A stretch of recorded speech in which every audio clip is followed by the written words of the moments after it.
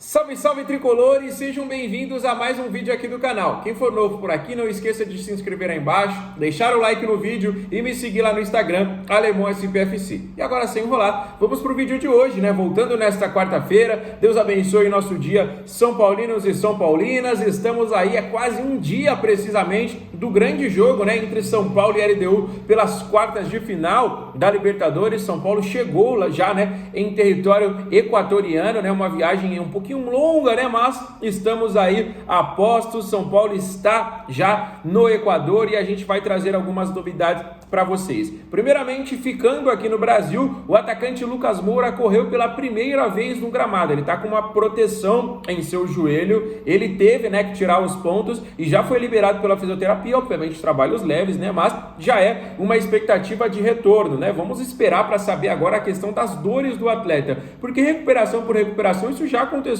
da outra vez. O jogador foi avançando, ele chegou inclusive a entrar em campo, né, em algumas oportunidades, fez gol contra o Sport, mas ainda se queixava de dores, por isso que teve que passar por esse novo procedimento cirúrgico. Agora o jogador está ficando aqui no Brasil, né, mas já está correndo aí no gramado, acompanhado pela fisioterapia, ainda de tênis, né, sem colocar chuteira, sem grandes impactos, mas já é um avanço bem legal aí na sua recuperação. Por enquanto, não tem expectativa nem para ele voltar no domingo, né, no Sansão, e nem para o jogo da volta contra a LDU no estádio do Morumbi. Mas, quem sabe não avance muito na preparação e não fique à disposição para a próxima quinta-feira, sem ser o jogo nem contra o Santos, né? Mas para a próxima quinta-feira, jogo da volta aí da Libertadores, podemos, né? Caso uma recuperação muito rápida do Lucas Moura, o que tem uma chance pequena de acontecer. Galera, vamos compartilhar uma novidade que surgiu agora com vocês. Ela não é tão boa assim, né? Mas a gente tem que conversar sobre isso, sobre a aposentadoria do goleiro Rafael do São Paulo. Acontece o seguinte, o goleiro tem 36 anos de idade,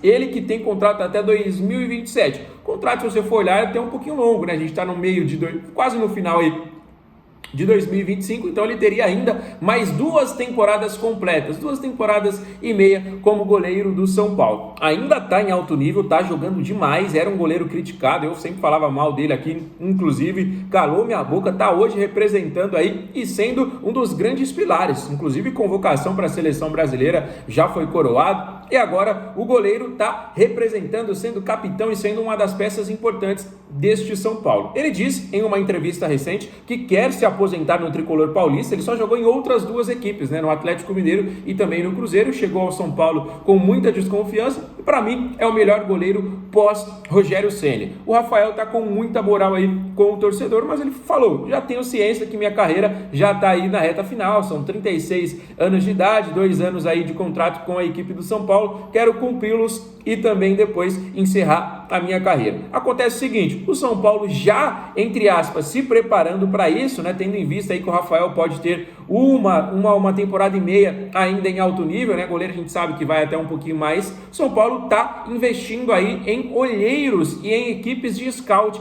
para saber quem deve ser o novo goleiro do São Paulo pós-Rafael. Este primeiro estudo está avaliando neste momento o Yang, exatamente, né, galera, o Yang deve ser aí o sucessor, até porque hoje ele é este segundo goleiro, teria o Leandro ali como um terceiro goleiro, mas que também pode sair, o JP Antiga, né, sendo o 4º goleiro.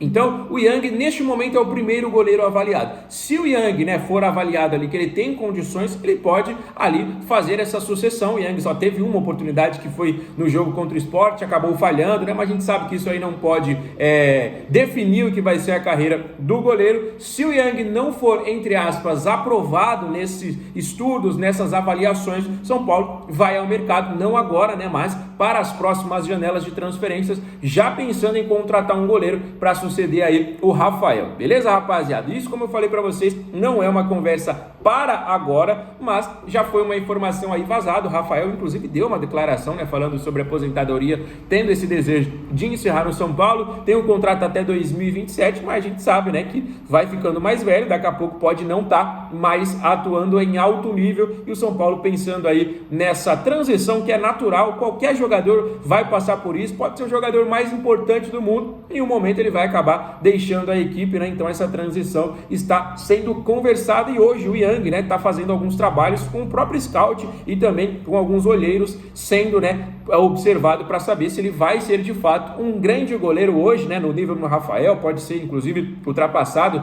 este nível, ou se o São Paulo vai ter que ir ao mercado para trazer uma nova peça para a função, para a posição. E aí, na sua opinião, a transição entre o Rafael e o próximo goleiro será de fato encaixada, agarrada pelo Yang, ou você acha que o São Paulo deve ir aí ao mercado em busca de outros nomes? Já trazendo um nome para vocês, o goleiro Pedro, da equipe do Coritiba, que hoje está na Série B. O Coritiba está lutando pelo acesso, deve ser uma das 4 equipes que vai voltar para a Série A. Morisco, né, o goleiro que também entrou recentemente no radar do Palmeiras, né? O Palmeiras está de olho aí também nesta transição em relação ao goleiro Everton. Também esteve interessado no goleiro do Coritiba, que está buscando aí o título da Série B e com certeza, como eu falei, deve ser uma das 4 equipes que vão conseguir o acesso. Não só equipes do futebol brasileiro, né? Recentemente o próprio Botafogo já buscou aí informações sobre o goleiro e também equipes do futebol europeu, rapaziada. Exatamente, algumas equipes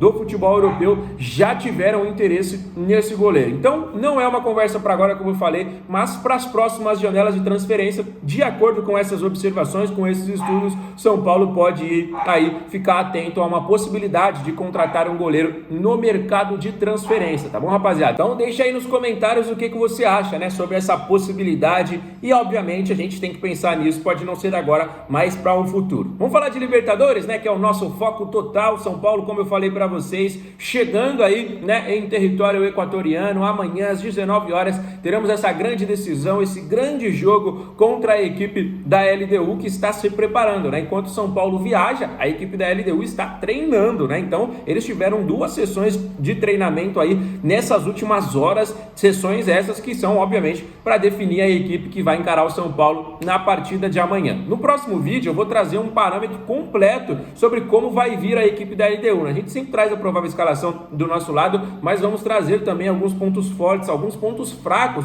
onde o São Paulo pode atacar a equipe da LDU. Então o próximo vídeo vai ser bem assim didático, né, rapaziada? Para você entender como vem a equipe da LDU, como vem a equipe do São Paulo, onde o São Paulo tem que tomar cuidado com a equipe dos caras, onde o São Paulo pode atacar a equipe dos caras. Será um jogo aí realmente muito importante para a nossa temporada. Eu, sinceramente, vejo um jogo com uma alta dificuldade, né? A gente sempre fala de altitude, a gente sempre tem que tomar muito cuidado. Libertadores Sul-Americana, essas competições, com certeza nunca tem jogo fácil, né? Hoje tem a equipe do Palmeiras aí jogando no Monumental de Nunes. Não é altitude lá na Argentina jogando contra o River Plate, né? Mas é um gigante do outro lado, um estádio com mais de 80 mil pessoas praticamente dentro do campo ali, né? Então, cada um com a sua dificuldade. A LDU é uma equipe de muita força física e de muita velocidade. Eu vejo características semelhantes à equipe do Atlético Nacional, que foi justamente o nosso adversário nas oitavas. Um time com muita força, um time com muita velocidade, um time com muita transição, né, de posições, de jogadores. Então, com certeza, será uma LDU parelha à equipe do Atlético Nacional. Vejo grande vantagem? Não vejo grande vantagem,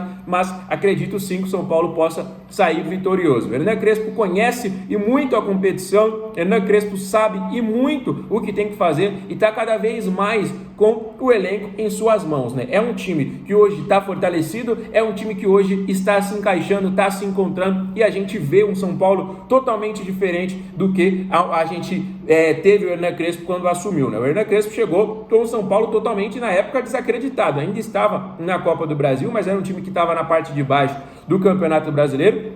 Era um time que não estava naquele momento se encontrando nem se encaixando. Hoje, um time diferente, saíram jogadores, chegaram jogadores, ele teve, né, sim, conversa com alguns nomes, está dando confiança para alguns outros jogadores que não estavam, né, no plantel, como por exemplo o próprio Luan, chegou agora a Tolói, que já jogou, o Rigoni, que já jogou, Mailton, que vai ser um jogador importante para o restante da temporada. Então é um São Paulo diferente, sem os principais centroavantes, teve que chegar o Dineno, tomara que ele continue correspondendo, né? No último jogo teve mais uma oportunidade como titular, balançou as redes, provavelmente pode aparecer aí na partida contra a LDU. Vamos aguardar. E se tiver oportunidade, meu amigo, tem que abraçar, tem que ir para cima e se puder, obviamente, balançar as redes, a torcida do São Paulo vai ficar mais feliz ainda, né, não, rapaziada? Então, temos um time muito forte, temos um time aí bem compacto, um time bem composto para entrar em campo e bater de frente contra a equipe da LDU, independente de altitude, independente se é na casa dos caras, eu vejo um São Paulo aí totalmente interessante para essa partida. Fechou, rapaziada? Não esquece, né, de dar aquela moral pra gente, deixando o like no vídeo e os comentários. O vídeo está se encerrando. Fiquem com Deus, um abraço,